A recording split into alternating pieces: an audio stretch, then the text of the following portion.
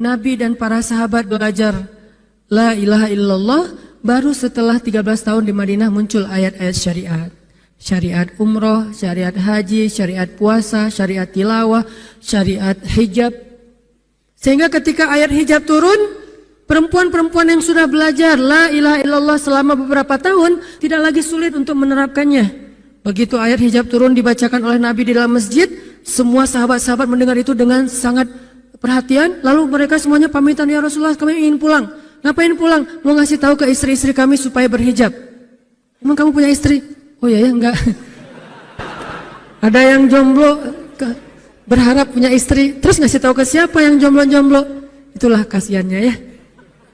Enggak bisa ngasih tahu ke kakaknya, adiknya, apalah siapalah, mantannya mungkin. Pulang ngasih tahu ke istri-istri mereka, saudari-saudari mereka, putri-putri mereka, dan perempuan yang mendengar ayat ini dibacakan langsung menutup kepala mereka dengan benda apapun yang ada di tangannya, mau jemuran, mau baskom, mau apa, pokoknya pegang apa, tutup langsung. Hijab. Kenapa? Ini perintah Allah. Nggak mungkin Allah memerintahkan kita sesuatu kecuali ada kebaikan di dalamnya. Itu aja pertimbangannya, la ilaha illallah. Bukan kenapa? Kan lebih nyaman nggak pakai hijab, kan ini kan itu. Nggak, satu aja alasannya. Alasan la ilaha illallah. Kalau ini perintah Allah, sami'na wa ata'na. Itu dampak dari la ilaha illallah. Dikasih perintah sesulit apapun, termasuk Zainab dengan Zaid bin Harisah. Pernah kan baca kisah Zainab di surat Al-Ahzab? Mungkin kapan-kapan kita bahas itu. Efek dari la ilaha illallah. Tiba-tiba Nabi datang kepada Zainab. Sebetulnya Zainab ini ada hati kepada Nabi Muhammad. Siapa sih yang gak punya hati untuk Rasulullah ya? Semua cewek juga pasti mengidam-idamkan pengen jadi istri Nabi. Karena otomatis istri Nabi itu adalah dijamin surga. Siapa yang gak pengen jadi istri Nabi? Di surga nanti punya rumah, satu rumah dengan Nabi. Kan keren banget. Kita bisa jadi tetangga Nabi aja di surga udah keren banget. Apalagi serumah dengan Nabi. Semua cewek. Nabi bilang kepada keluarga Zainab, saya ingin melamar Zainab. Zainab udah bahagia. Untuk Zaid, untuk Zaid, bukan untuk Rasulullah. Zaid? Siapa Zaid? Anak angkatnya Nabi Muhammad SAW, bekas budak. Mirip-mirip dengan Julaibib. Julaibib itu edisi Madinah, Zaid itu edisi Mekah. Ada dua cowok jomblo yang sama-sama pernah diuji dengan masalah jodoh. Zaid edisi Makkiyah, Julaibib edisi Madaniyah. Dua-duanya jomblo. Dua-duanya orang biasa, gak punya daya tarik. Followersnya gak ada. 0. Bukan selebgram sama sekali. Kata Rasulullah, aku melamar Zainab untuk putraku Zaid bin Harithah, anak angkatnya Nabi. Zainab menjawab apa? Ya Rasulullah, saya gak cinta sama Zaid. Jawaban yang sangat wajar kan? Dan jawaban yang paling sering kita dengar sekarang kan? Maaf ya, aku gak ada perasaan, kita jadi adik kakak aja. Itu kan standar ya? Standar banget lah kayak gitu-gitu. Maaf ya, kita jadi temenan aja. Maaf ya, aku gak ada perasaan apa-apa selama ini. Maaf ya, dan segala macam. Dengan bahasa-bahasa halus tapi nolak intinya. Kenapa gak bilang aja, udah gak usah kesini lagi. Kan jelas ya. Ini dengan bahasa, ya Rasulullah, aku tidak cinta kepada Zaid. Karena cinta juga pertimbangan yang penting. Dan Nabi juga tidak mengizinkan kita menikahkan putri kita dengan seseorang yang putri kita tidak berkenan dengannya. Tetap harus ditanya, ya Rasulullah, saya tidak cinta dengan Zaid. Turun ayat. Katakan kepada orang-orang yang beriman, laki-laki dan perempuan, kalau Allah sudah memerintahkan sesuatu, tidak ada kalimat yang keluar dari lisan mereka kecuali sami'na wa ata'na. Nabi bacakan ayat ini kepada Zainab. Zainab mendengar, ya Rasulullah, Allah yang menyuruh ini. Ya kata Rasulullah, sami'na wa ata'na. Kebayang gak tuh? Efek dari apa? La ilaha illallah. Jadi la ilaha illallah itu bukan cuma kalimat zikir, bukan cuma kalimat doktrin ideologi, bukan cuma masalah teologi secara teoritis, bukan. Ini dampaknya kepada akhlak, dampaknya kepada ibadah, dampaknya kepada banyak pilihan hidup dari la ilaha illallah. Orang kalau nggak baik la ilaha illallah pasti susah memilih pilihan-pilihan dalam hidupnya. Kalau tidak baik la ilaha illallah pasti susah untuk berperangai, sabar, memaafkan. Itu semuanya ada hubungannya dengan la ilaha illallah. Sama kayak Abu Bakar, ketika dia sakit hati kepada orang yang memfitnah anaknya, dia cari tahu siapa orang yang pertama menyebar hoax tentang Aisyah. Ketahuan, dilaporin, diperkarakan sama Abu Bakar. Tiba-tiba turun ayat dari Allah, Janganlah orang yang memiliki kelebihan harta di antara kalian bersumpah untuk tidak lagi membantu saudaranya gara-gara sakit hati. Hendaklah dia berlapang dada dan memaafkan. Itu perintah Allah, berlapang dada dan memaafkan. Terus konsekuensinya apa? Balasan janji Allah apa? Ala tuhibbuna ayyaghfirallahu lakum? Tidakkah kamu suka jika Allah memaafkan juga kesalahan-kesalahan kamu? Jadi deal-dealannya dengan Allah, bukan dengan makhluk. Enak aja saya maafin dia, untung di dia, rugi di saya. Enggak. Kalau kita transaksinya dengan makhluk, kita rugi. Tapi kalau kita transaksinya dengan Allah, kita untung. Libatkan Allah dalam urusan kita. Dan ini gak mungkin kita lakukan kalau gak baik. La ilaha illallahnya. Nawarin kepada Abu Bakar. Ala tuhibbuna ayyaghfirallahu lakum? Tadinya Abu Bakar kesel banget sama tuh cowok. Terus turun ayat ini. Wal ya'fu wal yasfahu. Hendaklah dia memaafkan dan berlapang dada. Abu Bakar berat. Tiba-tiba Allah katakan. Ala tuhibbuna ayyaghfirallahu lakum? Bala ya Rob, kata Abu Bakar, tentu ya Allah kalau gitu saya akan maafkan demi supaya Allah memaafkan kesalahan saya. La ilaha illallah.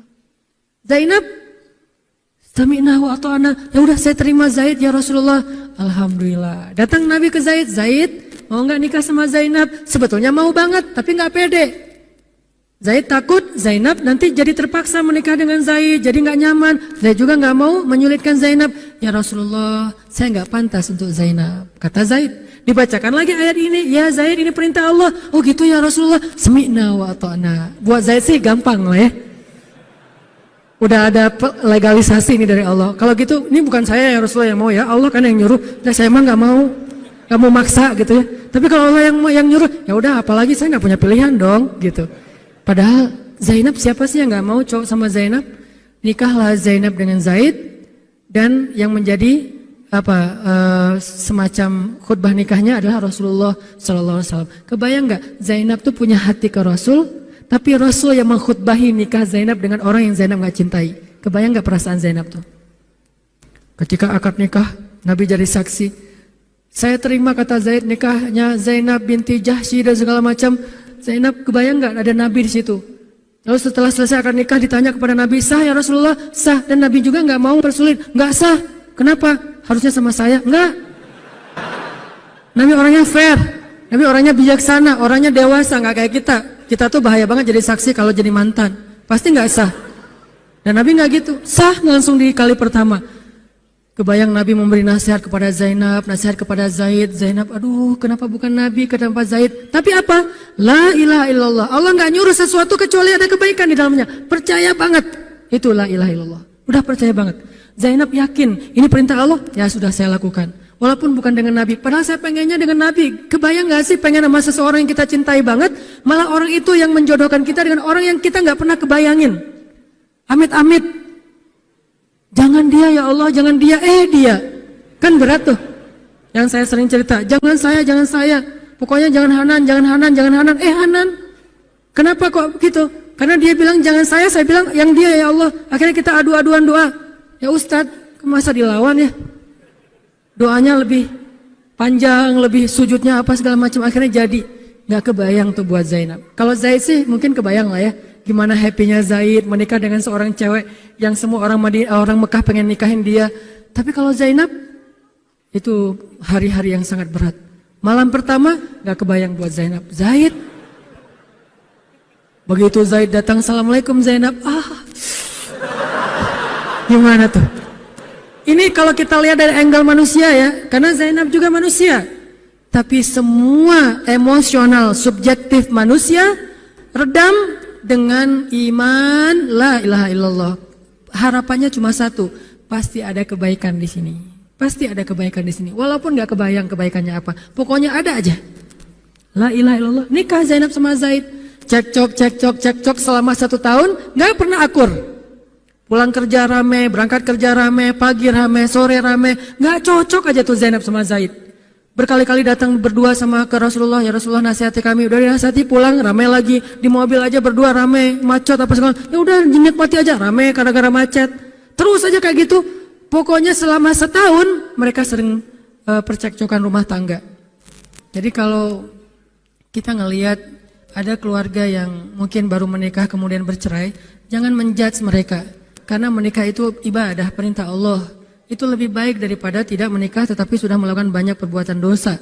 Walaupun akhirnya nauzubillah ada hal-hal di luar dugaan, maka la'allahu khair, mudah-mudahan ada kebaikan.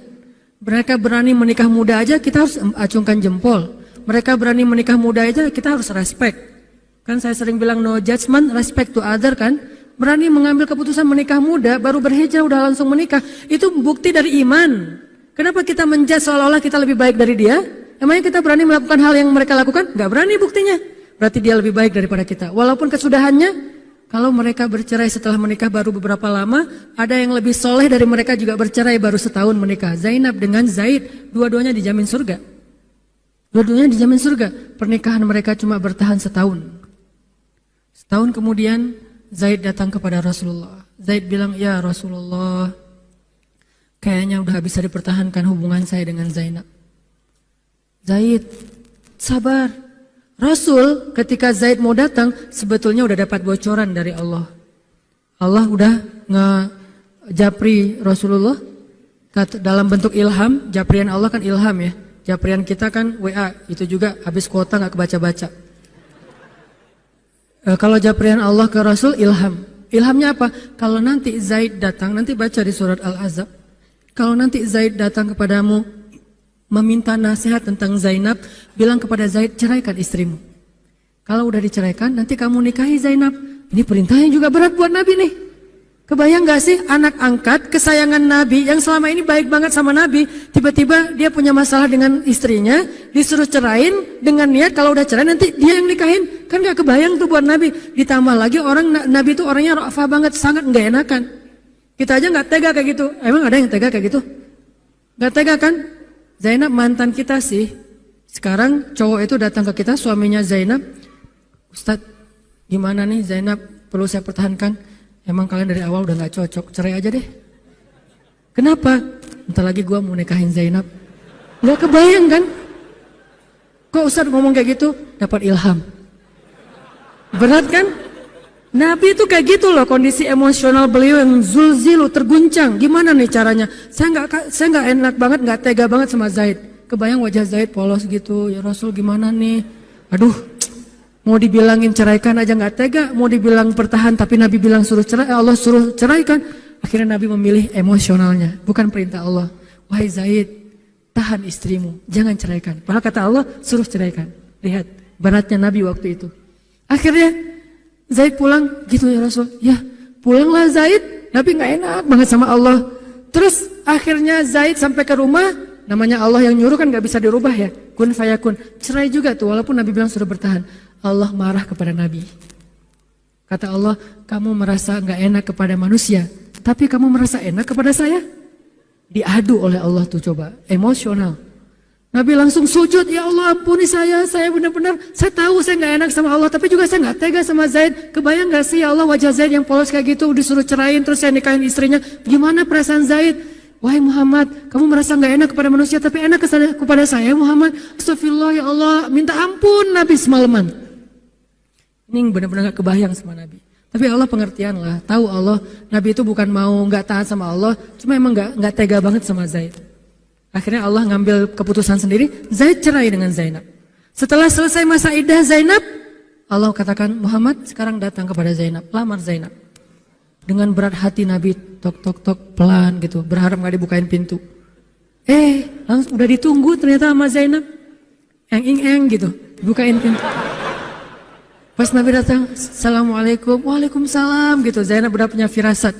Nabi mengatakan, Zainab, ada perintah dari Allah. Apa ya Rasulullah? Sami'na wa ata'na. Belum juga dikasih tahu. Sami'na. Allah menyuruh saya untuk melamar kamu Zainab. Untuk siapa ya Rasulullah? Curiga kan? Jangan-jangan orang lain lagi nih. Untuk siapa ya Rasulullah? Untuk saya. Masya Allah gitu.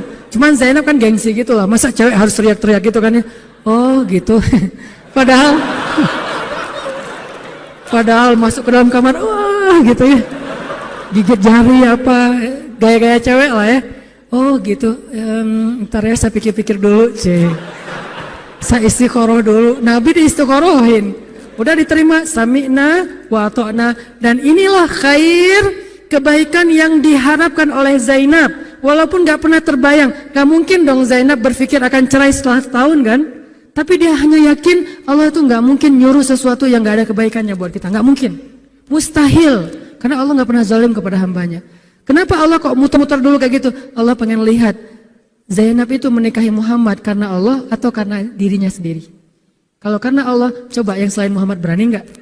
Ternyata berani. Karena itu dia menjadi layak untuk Muhammad. Kalau dia nggak menerima Zaid, mungkin Zainab tidak akan pernah jadi istri Nabi karena tidak layak. La'allahu khair. Ini buah dari la ilaha illallah.